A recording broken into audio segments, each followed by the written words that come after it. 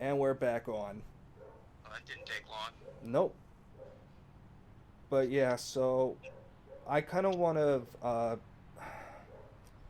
I've had a sort of change of mind about my career and stuff, and this is why I texted you this morning about me having a midlife crisis because I was talking with Katha Doff, and you know, she just brought up the Kennedy School or whatever again, and public policy and think tanks and stuff. And I know in the past I've expressed a lot of cynicism Mm-hmm. about those kind of things and like the impact, but I'll say two things. One, something like that would be a much more natural transition for me than coding, which is like I've been working on it, but it's fucking hard, man. It's not Yeah. easy stuff. It's really it's a lot. And the other thing I would want to say is that I remember maybe it was a week or two ago where I said I don't want to be a history professor, but I'd be kicked off the fucking campus. Yeah. Fuck it, dude. Let me be kicked off the fucking campus. At least, I'm fighting for Right. something, You're doing because, you're doing something you're interested in. yeah, so I think, like, I think low chances of, success or victory or whatever shouldn't be an excuse to not fight at all, you know? Like, what if the Right. ancient Greeks just looked at Persia and said, well, they're way bigger than us, let's just capitulate? Which a lot of them did, but a Yep. few said, Yep. fuck it. We're just going to swing for the fences, and holy shit, we did it. Well, you bring up an excellent point. Actually, two excellent points. One is that you conflate the career thing with the dating.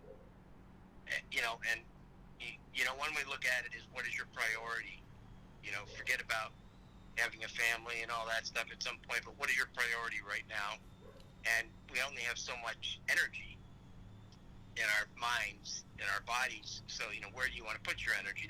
That's a theoretical question. The other is your natural interests, your instincts, and everything I know about you, and what you've read and discussed with me. There's not a lick of interest in computer stuff. It's like you're going through the motions. You're bright enough to do it, but all your interest is in the politics and the history and those sorts of things, and the psychology and all of that. Accurate? I would agree with that statement. I wouldn't say I have zero interest. Well, uh, as far as like the hard technical skill of coding, it just doesn't really touch me that deeply. But I do, think like things are like AI are really interesting, but it would be such a goddamn trip to get me to that level. I feel like, it's not impossible, but it's like I don't want to spend all this time and energy and then realize, oh, this isn't what I really wanted. And I try to balance pragmatism. Like when I was young, I would be one of those people who would say, I'd rather be broke doing what I love. And Yeah. for a single 20-year-old, that's fine. I say go for it. But I'm a 30-year-old, and if I want, a family or something, I can't just. At some point, it gets a little selfish. It depends. It's just a balancing act. So. I think public policy or getting an advanced degree, I could still, feed a family. Maybe I won't make as much money from as I would coding. Maybe I won't have the same mobility, but what? Hold on a second. We should really, Bob, I think start a drinking game for the audience for Okay. every interruption or dog bark or plane that goes overhead. Okay.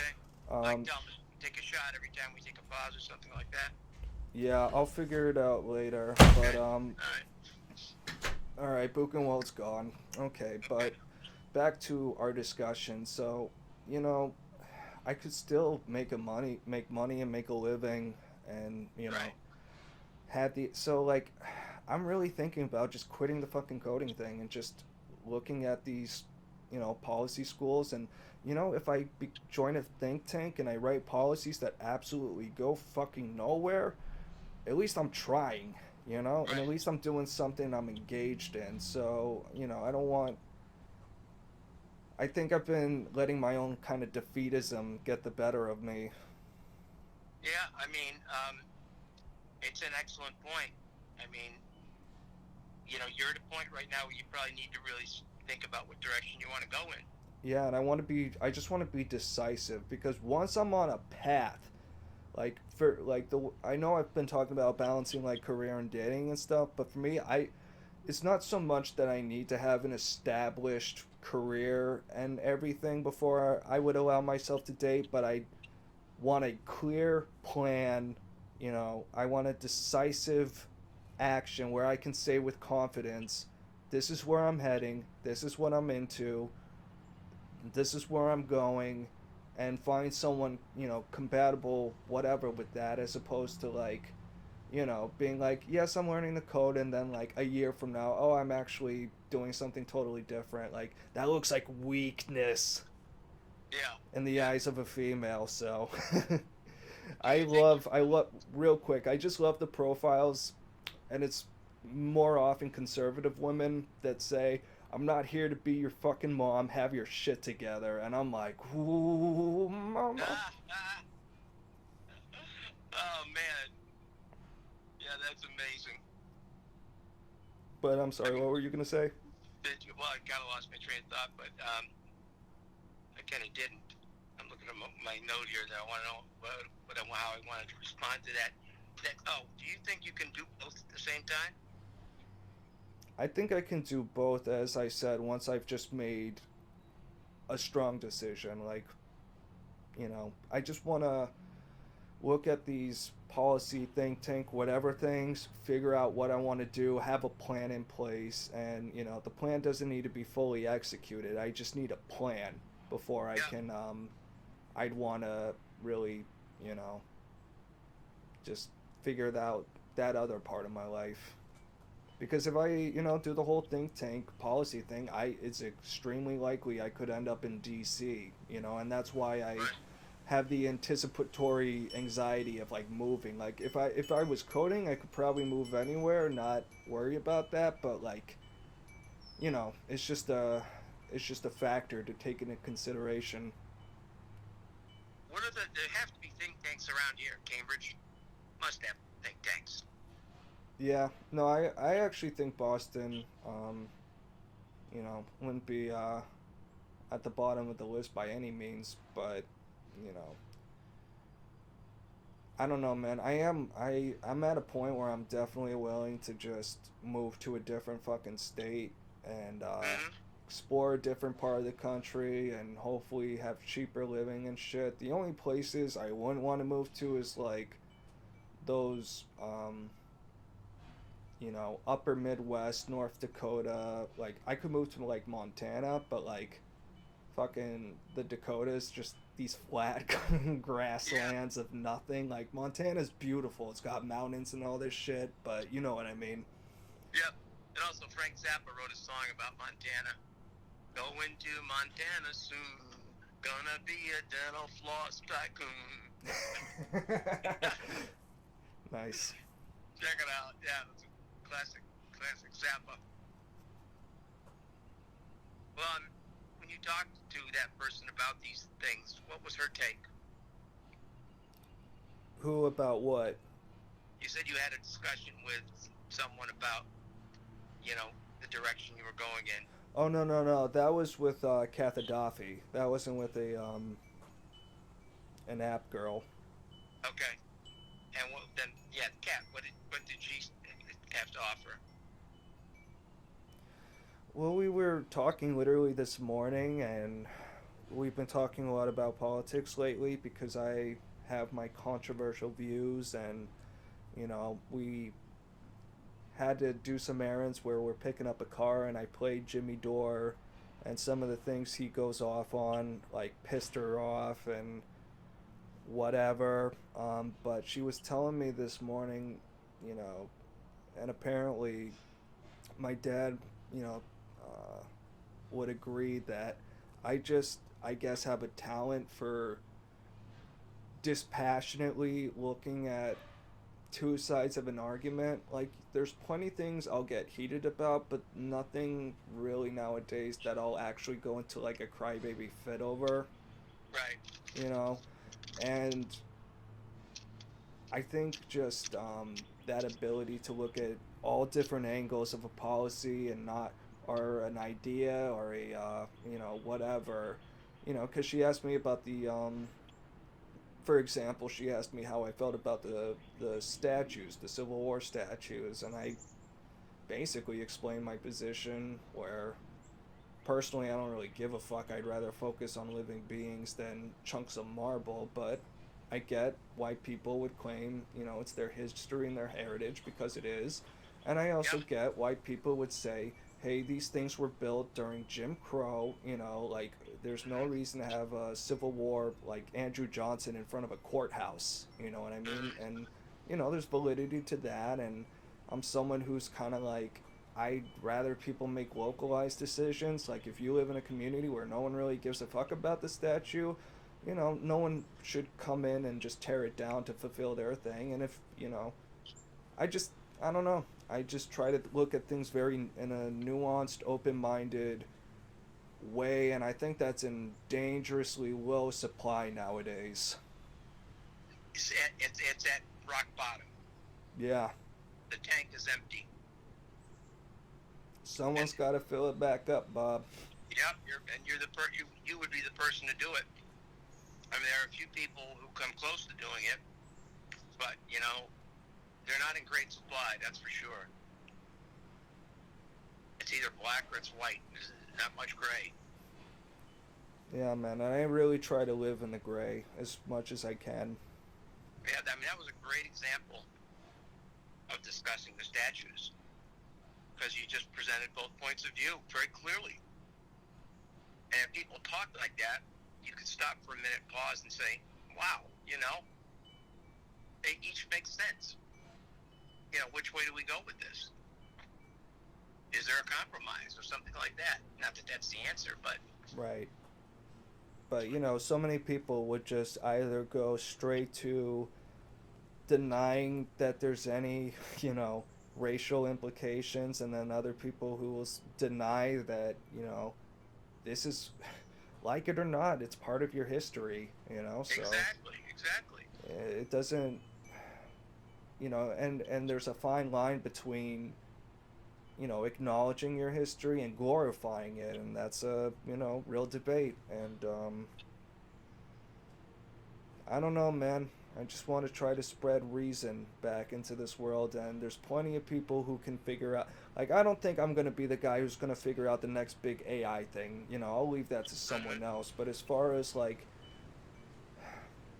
at least making an effort to try to reconcile, and I'll be honest with you, Bob, I think we'll be better off with a peaceful divorce, but that's a whole other tangent. I think this country's Yep. gone too big. I can't remember who said it, but it was a really interesting point of like, if you're at a stage where no one has any sense of, my fellow countrymen, my fellow citizenry, has the citizenry gone too big? Mm-hmm. It's an interesting question. I don't know how to answer it, but Who asked? Do you remember? I don't remember. Okay.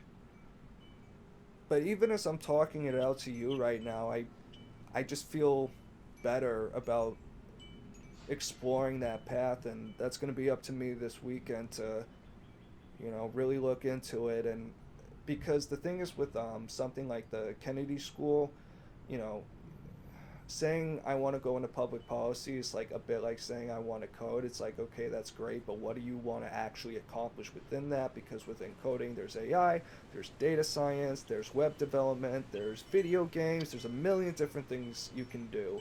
So I kind of Bingo. have like the broad um, idea in mind, but I wouldn't want to look at the programs and kind of figure out, you know, what I want my focus to be, because God, it's like part of me wants to say everything, but Mm-hmm. if I had to pick one country that's like the most monumental as far as, you know, having a global impact, China kind of seems like the obvious answer to me, you Without know? a doubt.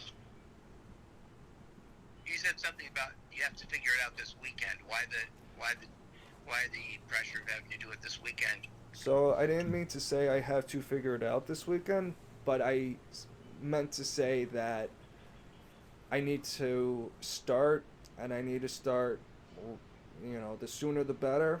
And it doesn't mean I have to figure everything out, as soon as I get off the call. But sitting on my hands isn't going to accomplish anything. So I don't have a specific deadline of when I figure this shit out, but I won't even know what deadline I could give until I start exploring it. So, and it's been a long time since I've looked at that, just because I've been looking so much at the coding path. Yep, yep. It's better you have this sort of wake up now call now rather than later before you get too far into the coding, so you can make this decision. And one way I think is to ask yourself, where are your interests? Where do you see your interests? And clearly, it's not in the coding. Yeah, I agree. It's the politics and the resolution of social issues and things like that. I mean, I had a similar decision when I got out of college, and I had two options. And one was a PhD, clinical psychology at Harvard, a very nice option. And the other was BU School of Social Work, which was number one at the time, had Howard Zinn and a whole bunch of other people there, and my mindset was radical at that time. And Harvard was very staid program. You learned testing and a lot of research, and a little some clinical stuff. But the social work program was more diverse and seemed to offer more. That I wasn't just interested in one thing. I was interested in politics, and I was interested in psychology, and all of those things. And I just had to figure out which one would offer more, where I could develop my own personality in it, and then take it to where I wanted to. And that's what the best advice I got is you just make it. You just make it. Bob's degree. It doesn't matter. If it's something you can take and work with, and will give you the most options, that's the direction you should go in. And that's why I made my decision. So if you say, what is CAMS? How do I see my life 5 years down the line? What would I like to be doing?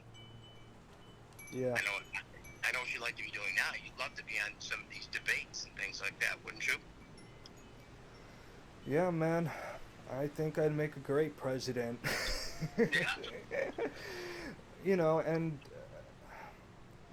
And I'm satisfied with myself, because I think, if there's something you're ambivalent about, like for me with coding, it's not like I just thought about it and then didn't do anything. Like I've tried programs, I've gone through hours of tutorial, I've worked with PyCharm, I have some, base level familiarity with it, I can say that I tried. Right.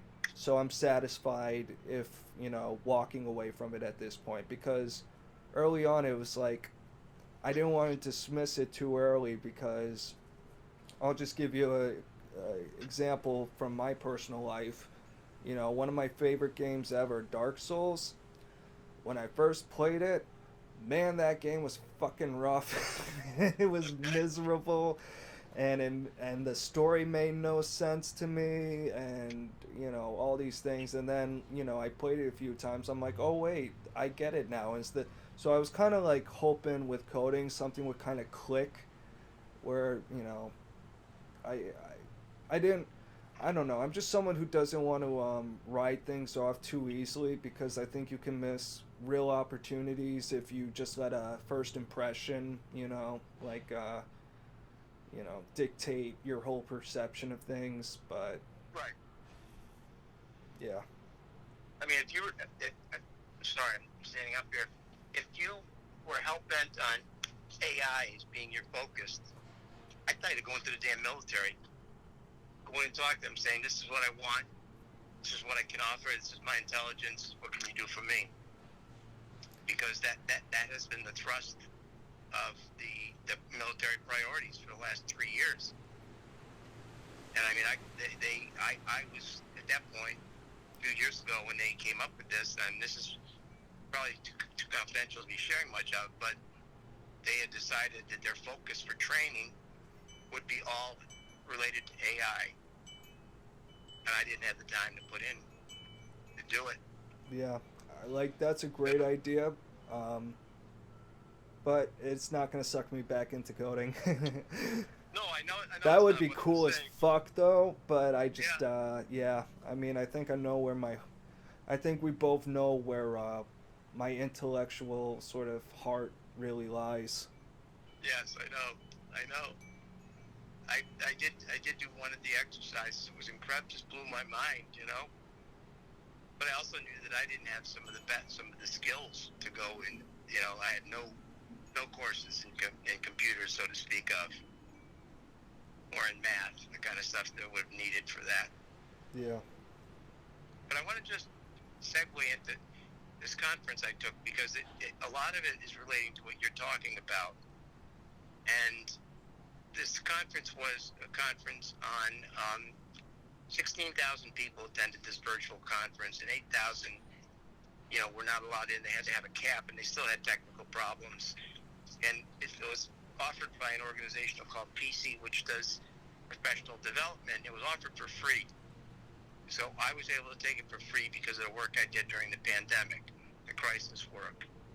So they framed this whole issue of loss and grief within the context of the pandemic. But the focus was on anxiety and the anxiety that people have, and how, even grief is anxiety is the core component. And they talked about people, maybe like yourself in this situation, the amount of anticipatory anxiety that people have is just off the charts. The worries about the future and what it's going to be like, and is the world going to change, and all those sorts of things. Do you follow me? I do. It could be. We suffered a lot of losses, both, physically by losing people, and also mentally. We've lost a lot. We lost a lot of freedom. Lost a lot of freedom, exactly. And that they framed everything within that sort of framework, and it was excellent. For instance, I'm just looking at the workshops. Anticipatory grief, help clients face impending loss and uncertain futures. That's what you're talking about, kind of an uncertain future. And, how do you, treating clients whose world has been turned upside down. And the keynote was a woman who focuses heavily in terms of anxiety being at the root of a lot of this. And the keynote was anxiety in the wake of loss, strategies for working with the missing stage of grief. Missing stage being anxiety. That don't talk enough about the anxiety and the kind of stuff, the anticipatory piece in particular right now. And that ties into, the government, people regulating, you said taking away people's freedoms and those sorts of things. It causes a lot of anxiety. Yeah. And then the deepened fear of mortality, which you mentioned to me in one of your texts, in your midlife crisis, that people your age who might never even thought about mortality suddenly might be in their brain somewhere, maybe not in the frontal lobe, but it's somewhere in there.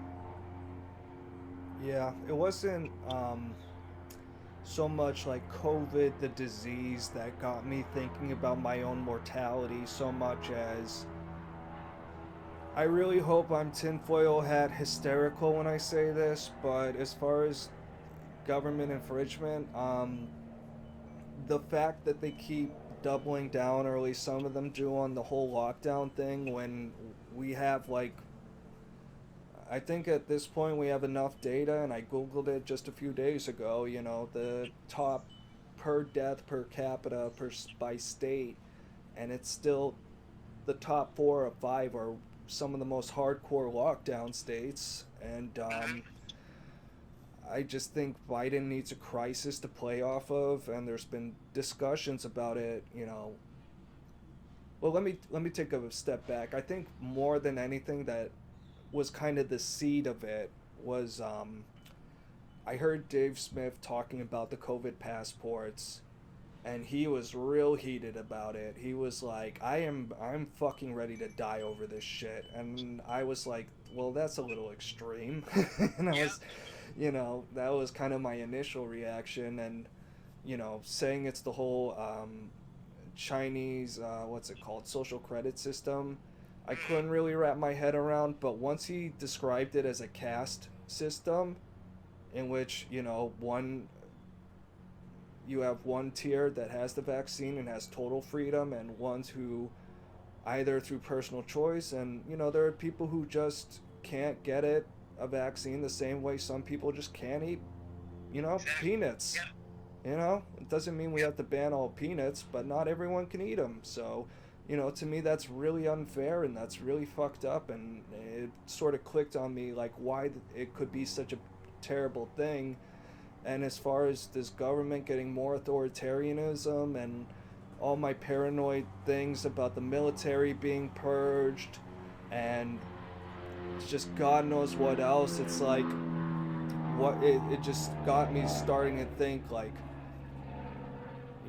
I never thought I would even be in that situation, and I probably won't, hopefully, thank God, knock on wood. But it's like, if it's something real and something meaningful, and maybe I'd bitch out in the last second once the rubber meets the road. But I'm like, fuck it, man, for like freedom for the next generation or something, I'm willing to fucking, you know, I won't say I've lived the full life, but it could have been a lot worse.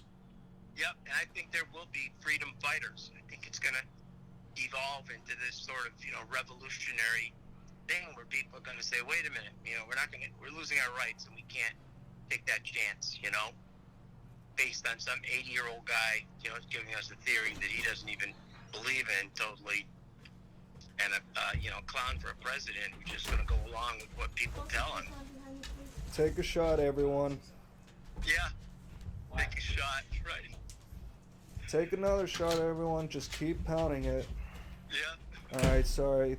We can put the glasses down now. What were you saying? yeah. I don't know, but we need to sort of wrap this up in a meaningful way. This was a pretty intense discussion, so it's hard to think of a final thought here because this is sort of an ongoing discussion. Yeah, man. And I guess what I can just add right now is that the reason I'm thinking of just going full Braveheart is like, you can either talk now when the worst thing that can happen to you is being canceled, or we can Mm-hmm. all wait till the worst thing that happens to you is the Gulag Archipelago and Cannibal Island. And it's like, Right. and this is the number one criticism I hear of Republicans, by Republicans, is that they just fucking are cowards. They don't fight for their own people. They don't really take a stand on anything. Like, a bunch of them, Ted Cruz is like, "Oh, I have the vax. Can I take my mask off now?" And it's just like, dude, stop it. This is Right. communist Exactly. tyranny. Why aren't you guys screaming your heads off about this? Right. You know? You had a leader who did. You didn't back him up enough, basically. I don't know. Are you referring to Trump? Yeah. I don't know, man. I think a lot. He could have done a lot more because, Oh, on I the do too.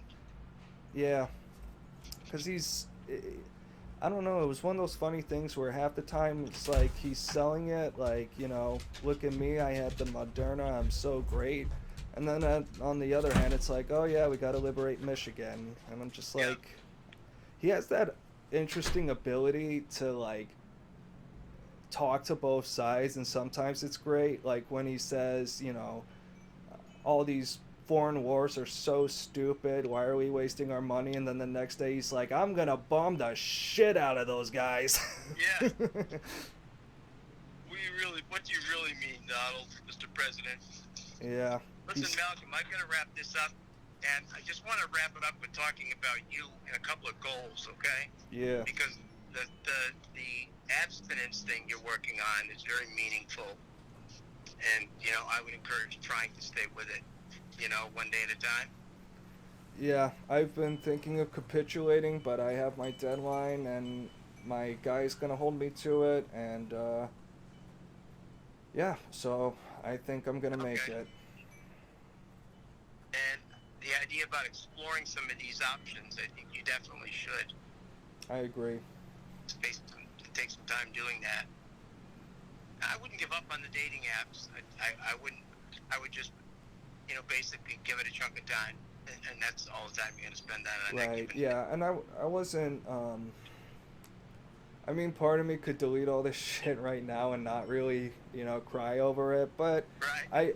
I still do see value in the social element, and believe it or not, I have texted people in different countries. Like there was one from oh, what's that, Ontario in Canada, and I was like, I sent her a video about COVID lockdowns in Canada. I'm like, hey, what do you think of this? And you know, obviously I'm not going to be dating anyone from fucking Western Canada anytime soon, but I see a value Right. in talking to just different people and getting perspectives. And she made a really interesting, brought up something really interesting about how the cops were ordered to like do checkpoints and stuff, but they're refusing. And I'm like, wow, do Canadian police officers have more fucking balls than Americans now? What's going on? Well, that's interesting But because this the is just Canadian one stuff person. is pretty repressive. I mean, Yeah, I, and this is just one person on the internet, so who knows? But like I said, just interesting to talk to people. yeah, she's also in Western Canada too, which is the land of the radical and the free. Mm, There's very different from the eastern part of Canada, but they were very repressive in some of their stuff. yeah, It looked like Russia from some of the film I saw. yeah, and they don't have the same, like everyone thinks Canada is like America light, and like to the left of America, it's like, bro, they don't have a First Amendment. There's a lot Oh, of freedoms and basic things we have here that we assume goes on in Canada. And like immigration, they think they're the more liberal than us as far as immigration. They're really not. no, they're not. There's Once still I a got lot of white Canadians, bro. Yeah, it's like when everybody evaded the draft and went to Canada. They thought it was Nirvana. It was not. That was the stark recognition that holy shit, what did I do? Yeah. Let me come back as quick as possible. But anyway, can we sort of leave it at that and text me? Let me know how things are going. All right, will do, Chief. The big takeaway from yesterday, as I've had from the last few conferences I've taken, is that telehealth is basically, there's enough evidence now to say that, hey, we're going to do as much of this as we can for as long as we can. It's here So to I don't know stay. what that means in terms of your work, but Yeah. have you heard anything from work? Work hasn't changed as far as you know, capacity or reopening. There just hasn't been a lot mentioned or anything that I'm privy to, so who knows? Okay. All right. Well, text during the week, okay? All right, thank you, Sir Bobbert, and thank you, dear audience, for listening. Have a great day. Yeah, Malcolm and everyone else, have a wonderful weekend, and thank you for listening. Bye now. Peace out.